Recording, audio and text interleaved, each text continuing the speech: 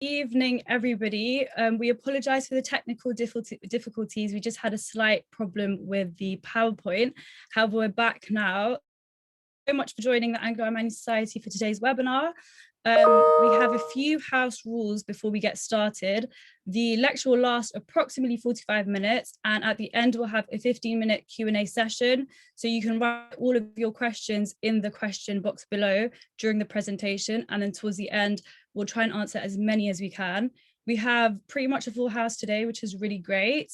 I'll get straight into it by introducing our amazing speaker, Ibtisam Al-Wahibi, who is an assistant professor of communications at Sultan Qaboos University, College of Economics and Political Science. She received her PhD in communications and management from Sheffield. Before that, she completed 2 master's degrees. Her research interests address the Wahiba tribe in northern Oman, and in particular in human-camel relations. She aims to highlight cultural processes, protocols, and camel racing specifically, camel society in general. Currently, she's working on research entitled Camels in Omani Culture, Narratives and Interpretations Beyond the Human-Animal Binary. And because we've wasted enough time, I'll get straight into it and hand over to Ibtisam. Yes, thank you, Asha, and thank you, everyone. And sorry for the delay, as Asha stated, it's to do with technical issues with my laptop and the PowerPoint slides. Welcome, everyone. Assalamu alaikum, and welcome to my presentation. Asha will be sharing the slides with me. Thank you, Asha, for the help. And my presentation today is about autoethnography of Bedouins and camels in Oman. Yes, Aisha, could we start with the first slide, please? I will just get the point up for you. Yeah. I said autoethnography because usually autoethnography is done by someone from the tribe or someone from the community, and you do a bit of deep analysis of communicative acts, social practices of specific culture, and try to link them to social and cultural anthropology theories.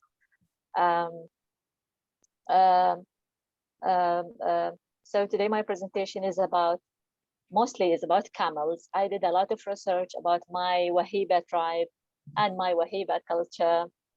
And I focused mainly on camels because of a number of reasons. The first reason was I was raised in this society, and I was an insider, and I was part of this society for a long time. And then I traveled to Australia and to the UK, and I lived for like 7 years. So being with people from different background, cultural background, you look at things from different perspective and different eye. So you are looking at it from an outsider angle and from an outsider angle. So I hope now Asha, she started the PowerPoint slides. If possible, Asha, to move to the second slide, which is an overview of my presentation today. Yes, it's my presentation, as I said earlier, it's about autoethnography of Wahiba people, and because as you will notice from my name, Ibtisam Al-Wahibi, I am from the Wahiba tribe. So my focus is about this tribe and the people around it from different tribes, and their interaction with the camel. My presentation today is going to be about the children and the camels, camel as a person, and camel race and Ardha. So we will start immediately with the autoethnography and what is it. Asha, if you can move to the second slide, please. Yes. I hope it's clear for the people who are watching and listening to us. Autoethnography is an approach of research to research and rights that seeks to describe systematically and analyze personal experiences. So it's like an autobiography and ethnography. They are mixed together, and you try to analyze things, give explanations to people outside, and give more analysis. Asha, the second slide, please. Autoethnography combines characteristics of autobiography and ethnography. It's about like past experiences that I lived.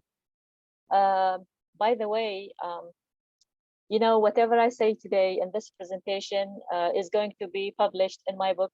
I am like 70% done with my book, and my book is also about autoethnography of Bedouins and camels in Oman.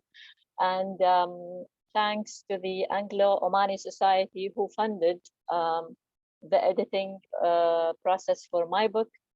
My book is going to be about the stories and narratives of camel people, and most of the themes and chapters I'm going to cover are going to be highlighted in this presentation. Not all of them, but some of them. Second slide, actually, please. Yes, who are the Wahiba? The Wahiba, they were described, they had, the Wahiba people had known nothing but camels, and for centuries they have been distinguished by their camel skills. The Bedouin continued to be defined by this wild landscape of which they remained the masters. So my focus is about the Wahiba tribe and people of Sharqiya region. So in my book, I have explained that my focus is about Wahiba and other tribes around the camels. So we start the my first theme, or my first chapter. Asha, please. It's about camel and children. Yes, camel and children. In this chapter, to be able to write this chapter, I interviewed 17 camel owners, and they are children from the age of 7 to the age of 16. You know, when I was talking to them, I was collecting narratives about their relationship with their camels, what values added to them by being around the camels. And I came up with a number of theories or themes. These themes are packed with the kids' narratives. The first one is the psychological development that the child acquire after owning and raising a camel. Most of the kids that I have interviewed and talked to, their parents, I mean, they noticed psychological development in terms of some of them were shy, but after being with a camel for some time, they notice they are coming out of that shell and they are becoming more sociable. And I also noticed that owning a camel is a passage to adulthood in the men's majlis. This means the kids who were owning a camel, they perceive themselves as camel men, and they are more culturally aware. They know how to talk in men majlis, they know how to sit, they know how to behave, and they know the processes and the protocols of the Omani culture. Also, the camel ownership involves logistical and organizational skills, which the child acquire when dealing with the camel and getting involved in men's camel culture, which I'll explain in the coming slide. Yes, Asha, please. Okay, so this is a picture of one of my interviewee, and I asked him to send me a picture of his camel. So it was him from the back facing his camel, and the child camel owner stated that their daily attachment and connection with their camel gave them more social interaction skills. They said self-worth increased. According to one of the kids, he said he joined the men majlis and he was part of the camel men society. One child, he said, having a camel helped him to deal with grief. So this child, he lost his father in a very young age, but he was attached to his father camel, and he said spending some time with this camel helped him to deal with the grief in a very positive way. A vast majority of children refer to their pets as a family or special friends. This is like some of the theories, and some of them they said they treat their animal as they feel that they are the pet's mother or the father. The children I have interviewed, they acted like the pet mother who always forgives her kids for their mistakes. And this was a talk of Salim, who was 17. He said, my camel always make mistakes. She bites me, sometimes she hit me, but I always forgive her because I feel like I am her father. And other child, he said, I treat my camel like a sister because I don't have sister. The coming slide, please. Yes, secondary emotions practiced by the camel. Secondary emotions are more complex emotions than they evolve because they involve higher brain centers. This could be something like fear, anger, regret, longing, jealousy. The most secondary emotions practiced frequently by camel are jealousy, regret, and longing. And I have a lot of stories and narratives in my book about the camel jealousy. And this is stated by the kids. These narratives are stated by the kids. So it's mostly jealousy and longing, most of the narratives. I asked one of the children, the second slide, Asha, please. I asked one of the children just to show me how he is dealing with his camel, and he shared this video with me. And Asha, you can mute the voice if you wish. They can just watch the video. It's a 17-second video, but it explains how these kids, they're treating this animal, although it's a big pet, but all the universal theories of pets applies to them.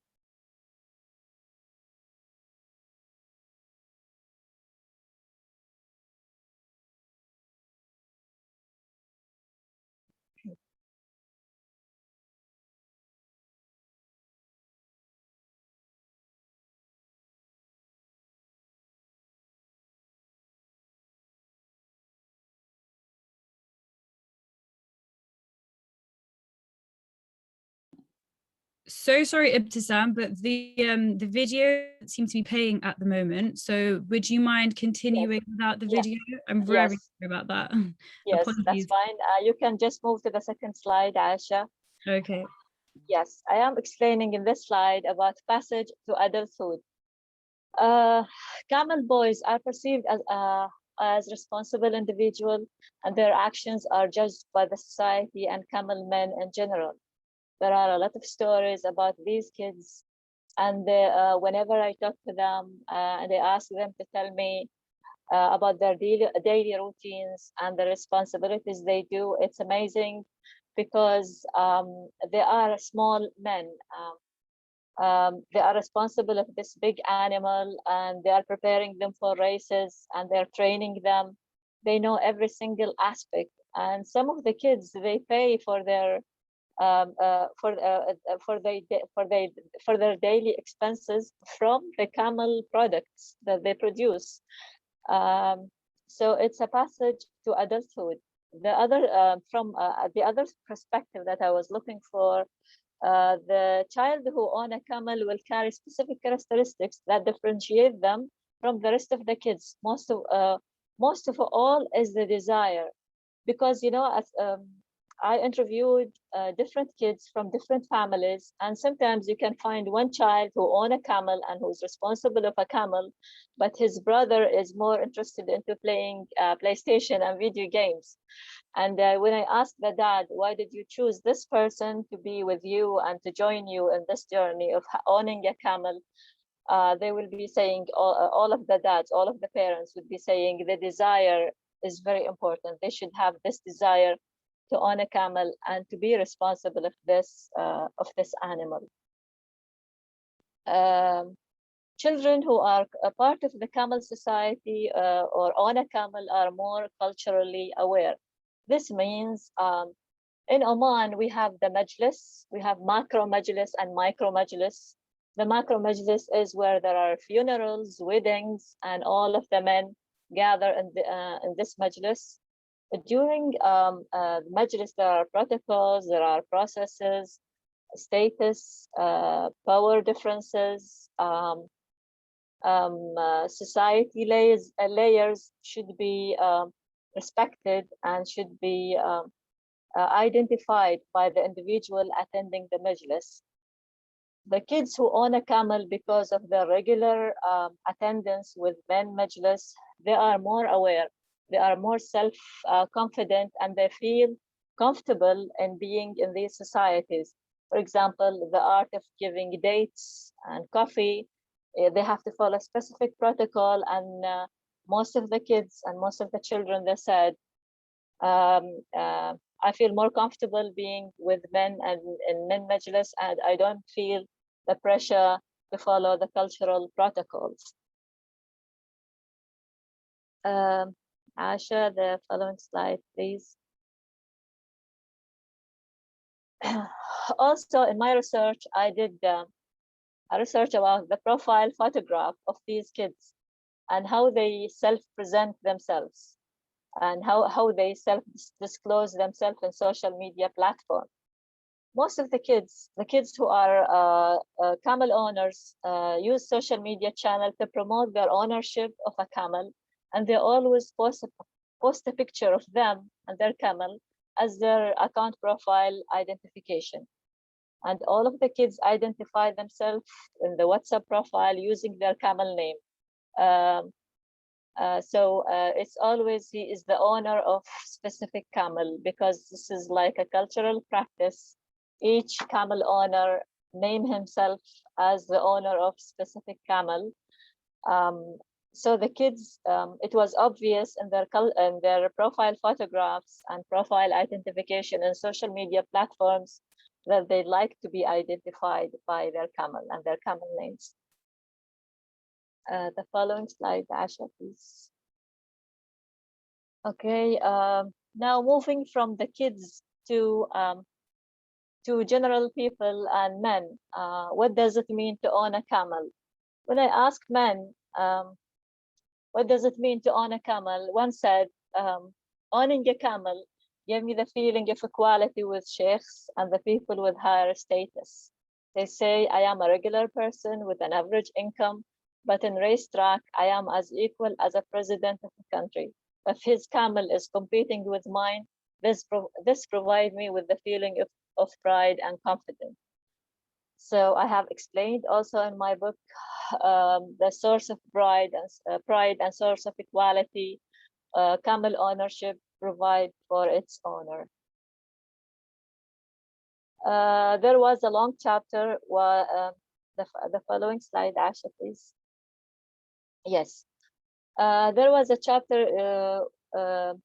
I named this chapter is Camel as a Person, because this chapter talks about interspecies relationship between the camel owner and the camel. I was asking the camel people, how do they feel and how they treat the camel? Most of them, they would be saying a camel is a person without a tongue, because she practices specific behaviors that sometimes you feel this is a real person.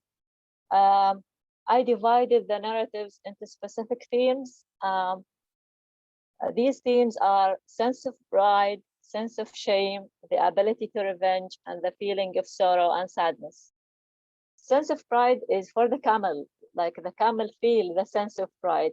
She feels the sense of shame, and she has the ability to revenge, and she has the ability to feel sorrow and sadness. And I included a lot of narratives that support this. There is a statement says, the following slide, please, Asha. Yes, there is old saying that says, he never ride a camel. Like they use this statement for someone who is not, who, for example, if they are dealing with someone who is not generous, or someone who is not well behaved, they will describe this person as a person who never ride a camel. This gives the camel the privilege to be a good companion for the person. and to give the person the good attitude to deal with others. So this shows a lot of layered relationship with between the camel and the owner. They attribute the good deed of the person to his relationship with the camel. If the man is attached to a camel or raise a camel, he will be a man with good deeds. But if not, he is expected not to have the traits of generous camel men. Okay, sense of ego with camel. Observation, Aisha, the following slide, please. Sense of ego. Observation of the interviewed camel owners anonymously confirm and leave no room for doubt that camel experience emotions similar to humans. This seems logical given the comment made by one of the owners. Some of my camels have egos.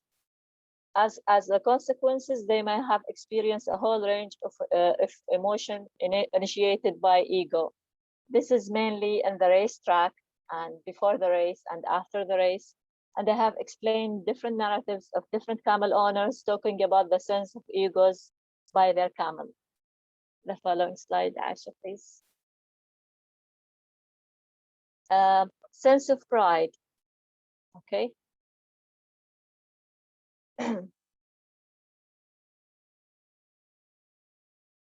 Camel, a sense of pride is demonstrated in the following example. My camel was running very fast. She was leading the race, 300 meters to the finish line. She saw one of the camels approaching. She started doubting herself and she retracted from the race.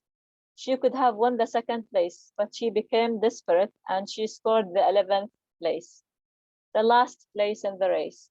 She surrendered easily because she refused to be in second place. So for her, it was all or nothing. And this explains the sense of pride that these animals feel and exercise. The following slide, please, Aisha. Sense of shame. Shame is mentioned in narratives mostly related to camel race context. When camels lose the race and communicate their feeling of shame to their owners by their body language. For example, one of the interviewees shared the following story. On the day of the race, we were putting high expectation on one camel because we all know her super ability and stamina. Unfortunately, she did not win the race. Her reaction and feeling after the race was remarkable.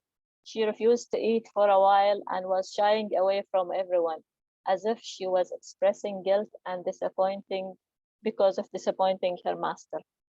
So this was the exercise of sense of shame. Yes, Asha, the feeling of guilt.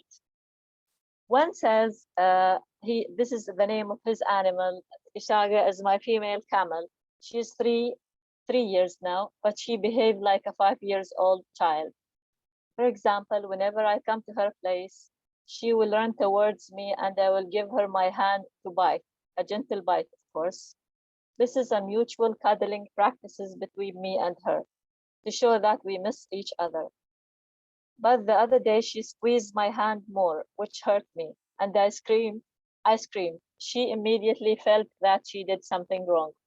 And her gaze reminded me of my son when he lost his school bag. I was punishing him. It was exactly the same look.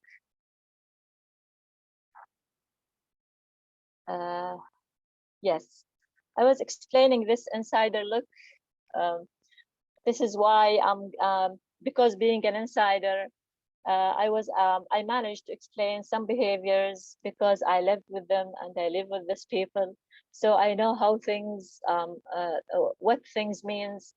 And I had the outsider look because I was away for a while from this society. So it gave me the ability also to explain.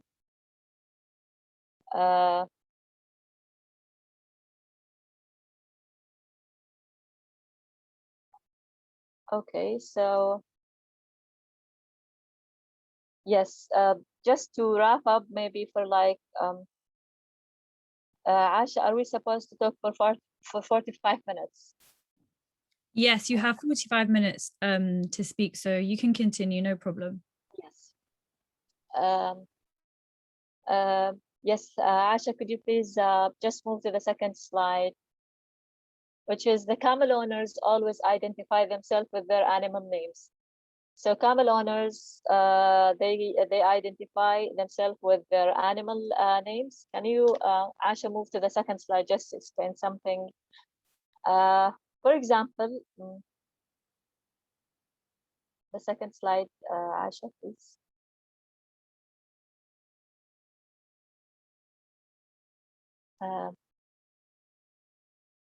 It's the yes, it's the art. Yeah, the one. Yes. Camel always have names that describe one attribute of the camel.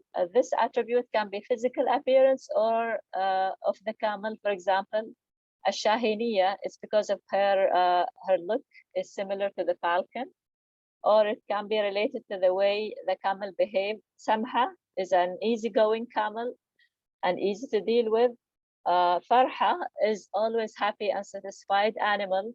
So the camel owners, for example, let's say that someone's name is Ahmed. He will prefer to be called the owner of Samha or the owner of Farha within the camel people society. And they know who is the owner of which camel and which name be attributed to that person. And some families, they have inherited camel name, even if they have a good racing camel, but they will be keeping that family name because it's to do with their grandparents, and their their family history. And I have explained this in one of the chapters with more details about the focus of the name and the ownership and transcending ownership between the camel owners and their family members. The following slide, Asha, please. This just briefly to explain. I have explained also different forms of relationship, the camel and owner relationship, the camel and camel, and the owner and owner relationship from a communicative and social practice perspective. Yes, share the following slide, please. This person said, Barak, I have a special relationship with my camel because of one reason. She is patient and adaptive to my situation. This trait is only available with camels. For example, if I provide with generous food and shelter, she will be thankful. And if I am short of resources and can provide enough food, she will also be grateful for me trying to provide her with the basic resources for living. So how they know that she's thankful, grateful, etc. This is another layer of analysis that I have covered in my book. The following slide, yes. I also tried to highlight the communicating with the camel and the multi-species ethnography. If she is unhappy, what she will do. Stories about camel owners and their camel, and specific stories about her responsiveness, how she behaved to her trainer, and how she get back to the trainer.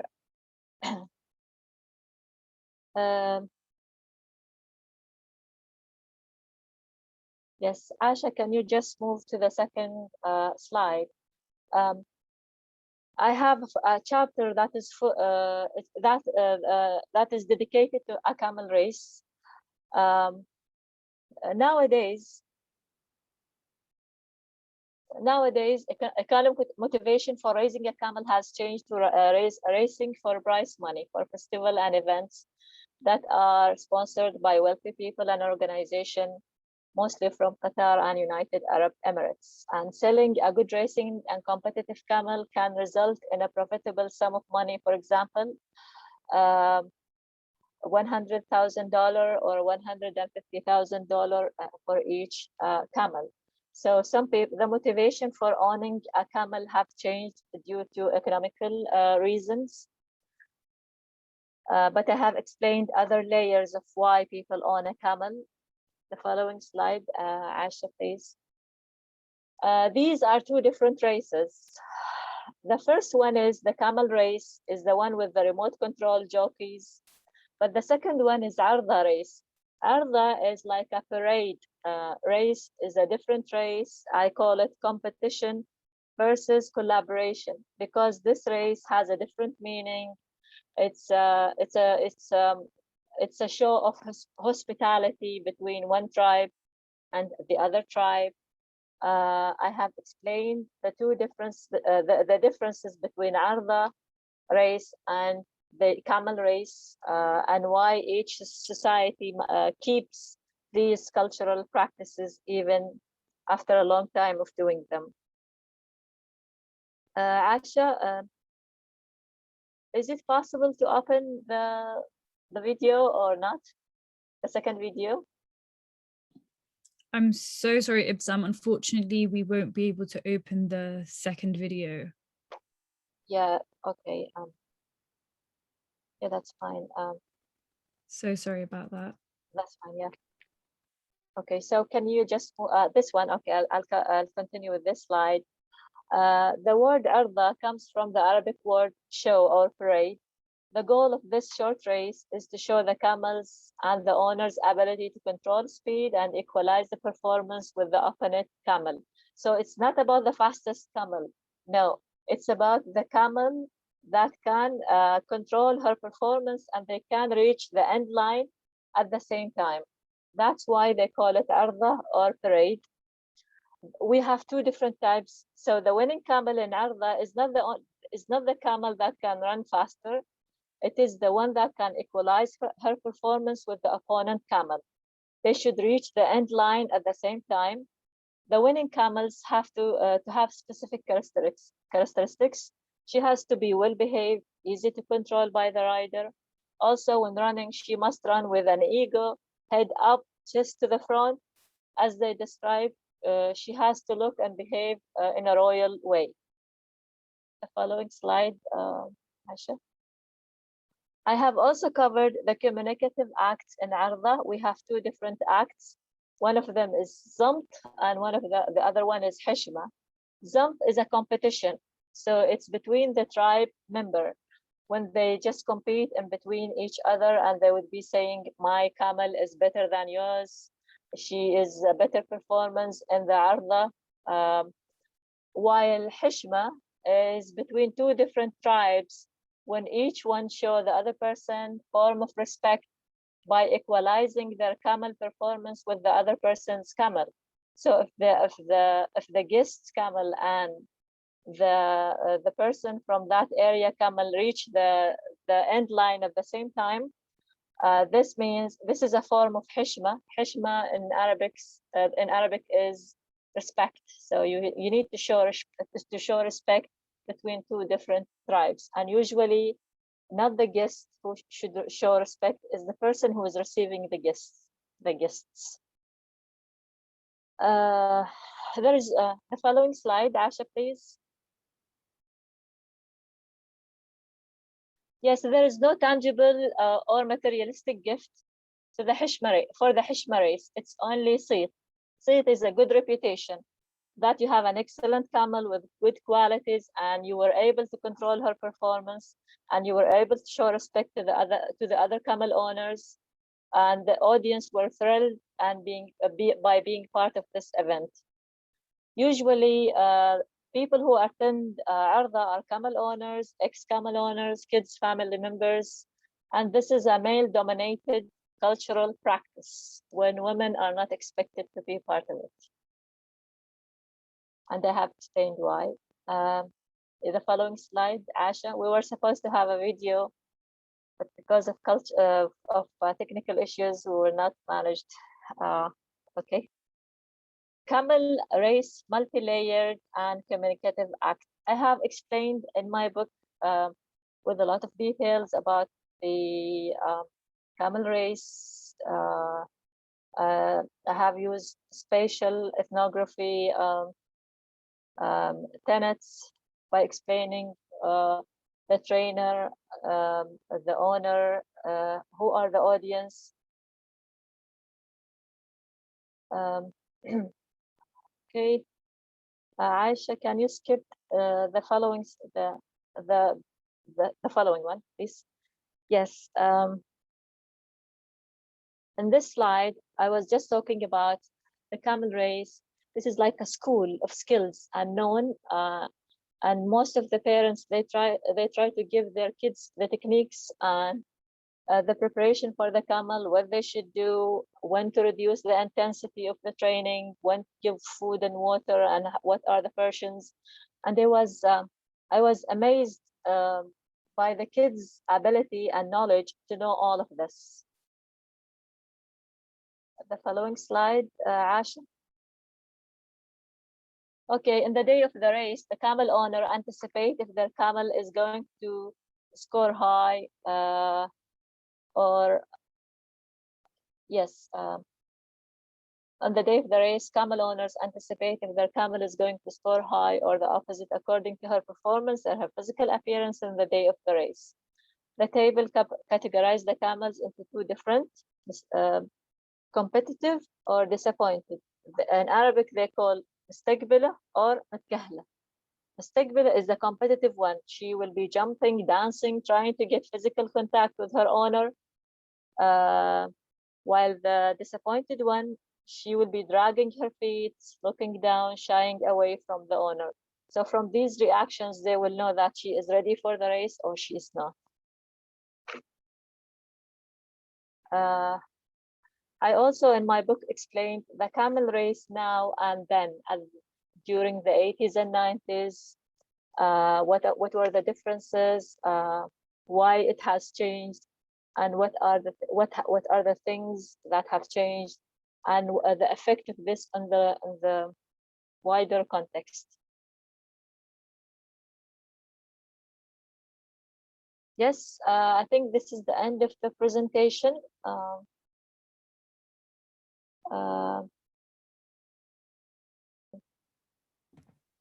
We will now go. Thank you so much, Ibtisam, for your very insightful lecture. And thank you to everybody who tuned in. I'm very, very sorry about our technical difficulties. If you guys have any questions, do put them in the Q&A box below. And we can get to answering them. But Ibtisam, I have a question from James for you. James asks, how often do camel owners trade a camel they build a relationship with? They trade. Yes. How often do they trade? So they sell them. His question is about selling them. Yeah. So how often does a camel owner sell or trade his camel that he's built a relationship with? It's very often. They build good relationship with camels, but if there is a good value, good price for that camel, they will definitely sell it for a reason, for a number of reasons. One of them is, they need resources. They need financial resources to run the place, because most of the camel owners, they don't have only one camel. It's a group of camels, and these camels, they need resources. So one of the resources is selling the winning camels. So the place will keep running, and they will be receiving resources. So it's, yeah, very often. Okay, thank you for that. There's a continuation question. Can camels create new relationships with a new owner easily? I have explained this in my book with a number of stories. It was not easy for the camels, and there are sad stories of camels that passed away of sadness. And some of the camels, they come back to their owners who live away for like 300 kilometers away, and there were supporting narratives and stories that camel owners told me about the attachment of the camel. It wasn't easy to be detached from the original owner. Okay, thank you for that. We also have a question from Dennis James, who said, the talk was fascinating, thank you. To what extent does the phenomenon of animals having egos occur in other societies or with other animals?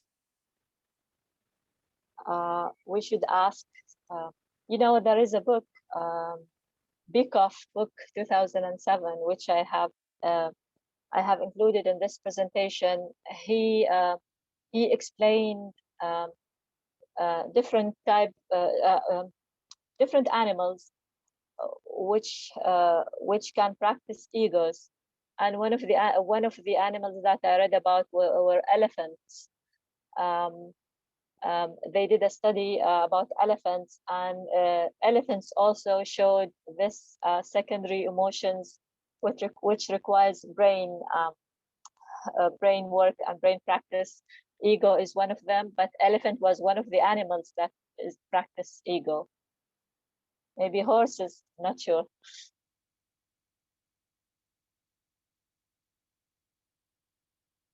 We can't hear you, Asha.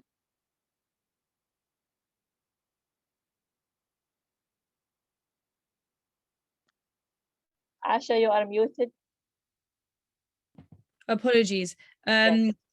We have Rigel asks, how do we get her book? Could you let them know how they can perhaps read or purchase your book? Yes, thank you very much. This is work in progress. I'm hoping by August. Let's hope that the book is going to be published by August. But I'm still working in the book. Like, I'm finishing chapter by chapter. So yes, it will be announced. Maybe by the society, because the society funded the editing services for this. So I'm sure the society will announce. Definitely, we'll be more than happy to announce that once I'm complete. Gabrielle also asks, are there any girls or women dealing with camels in the same way as the boys/men? Yes. This question has been asked a lot by people when I talk to them about this research.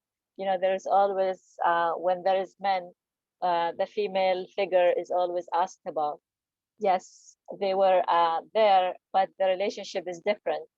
Most of the women that I have interviewed, they have a camel, mostly old camels inherited from a father or from a late husband, and they had a good relationship with camels, but they are not racing camels. They're just camels kept in the camel enclosure. They keep visiting them back and forth. But the kids' culture is mainly male and boys' culture. The girls are not involved in the camel nowadays. At the past, they used to be. They used to help. I used to go with my grandfather to his camel enclosure and to help him to feed them and to water them. But now the new generations is mostly a male dominated culture.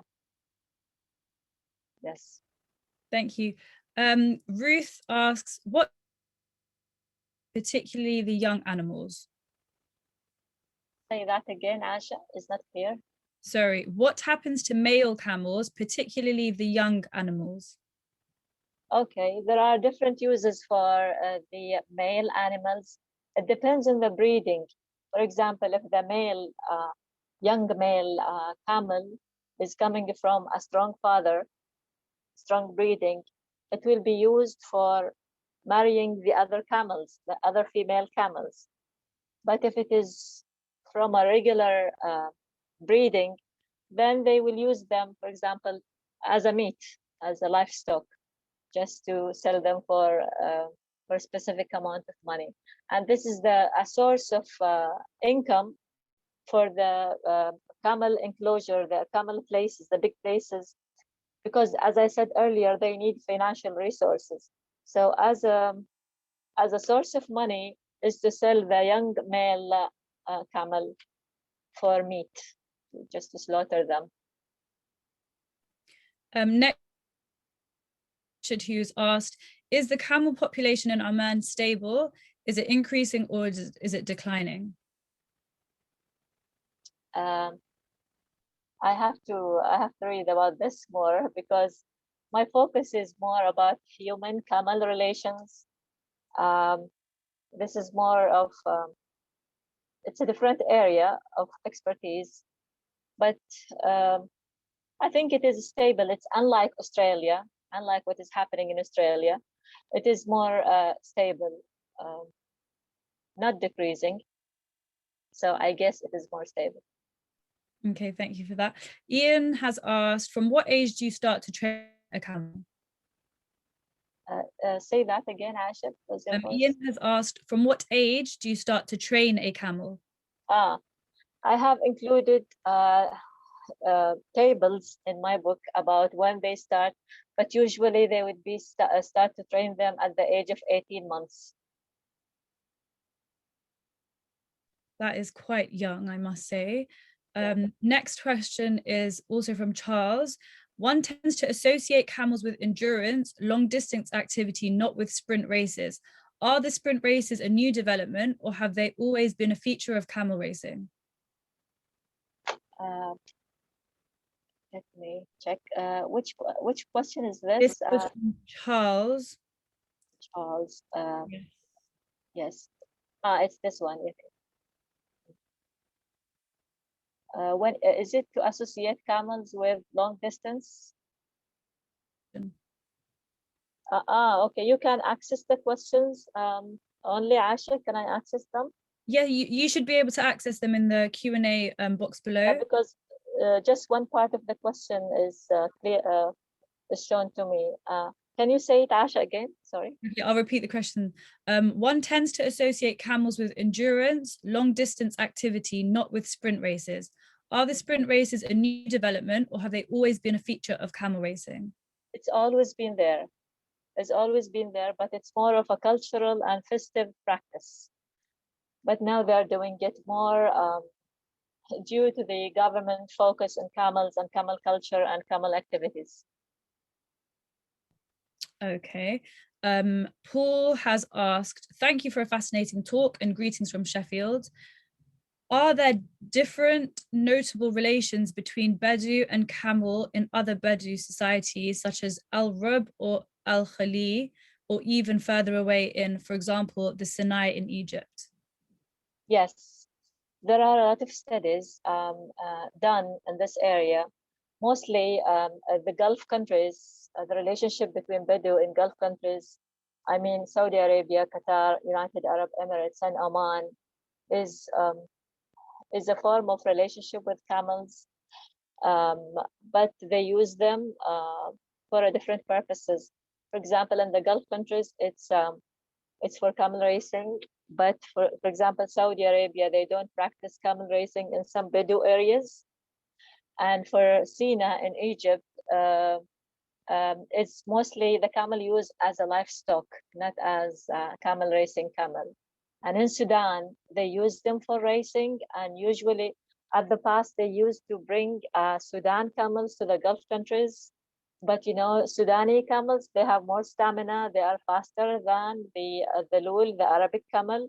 So they banned the Sudani camels to compete with the Arab camels because of the differences in performance and capacity.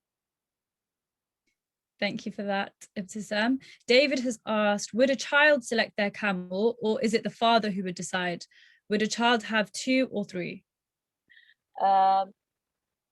Usually the father decides, and it's not only the father. Most of the kids that I interviewed, they received this camel as a gift from an uncle, a grandfather, or a father, and one he received it as a gift from his older brother. I think it depends. For some of them, they said, I started to build this relationship with this young camel, and my father noticed that I love this camel, and he granted or gifted me that one. Others, they said, no. One day I was dealing with all of the camels, and my brother noticed that I am a good person and I am a camel person. I have the desire. So he decided to give me the first born camel in that place. And once that camel was born, he gifted that to me. So it depends. Also, some of the kids, they have 2 camels and they have 3. But most of them, the one I have interviewed, they said they have a good relationship with one camel, which is like a big bond or attachment with one camel, one dedicated camel. Thank you. We have another question from James, who's asked, how have modern practices challenged the relationship between camels and camel owners, monetizing through investment, racing, or breeding? Wow. That's a good question, right? This, you know, this is a very insightful question, actually, and this is the wider context of the book. You know, whenever I cover a chapter, I try to look at it from the wider context and how these practices affect the economy, the relationship between one region to another, and people's behavior also. Technical technical advancement it has a major impact in camel ownership in a positive and in negative ways. But let's talk about the positive ones. You know, having access to technology, they knew now how to train camels in a proper ways, which vitamins to give them, how to deal with them. The camel society became bigger and more global because of the social media platforms. But you know, some practices were missing. For example, in the camel race, women we used to attend the camel racing events, but because of the technological advancement now, it's mainly a men-dominated society, and most of them, the camel race is different. Even the space and the practices around it are different because of this advancement in technology. So it affected both positive and negative. Thank you for that answer. We'll take in a couple more questions before we end off. So Dawn has asked, she said, wonderful presentation, thank you. Are male and female camels raced equally, or is there a preference for females for racing? The preference is always for females because they are lighter. Their body structure gives them the ability to run faster. So it's mainly female, but if there is male camels, in some race tracks, they separate them. Like the male will run together and the female will race together. But mainly they decide according to the age, not according to the gender, according to the age of the camel. Okay, thank you. And finally, Sally Young doesn't have a question, but she said, thank you so much for an illuminating talk. She loves camels, very best, Sally. Thank you, Sally. I think we'll round off there. Thank you to everybody who's joined today, and thank you so much to Ibtisam for an extremely insightful talk. Once again, apologies, sincere apologies for all of the technical difficulties. If you would like to receive the PowerPoint, or if you would like Ibtisam's contact details, please drop us a message, and you can find further details on our website, ao-soc.org. Thank you very much, and I hope you all have a lovely evening.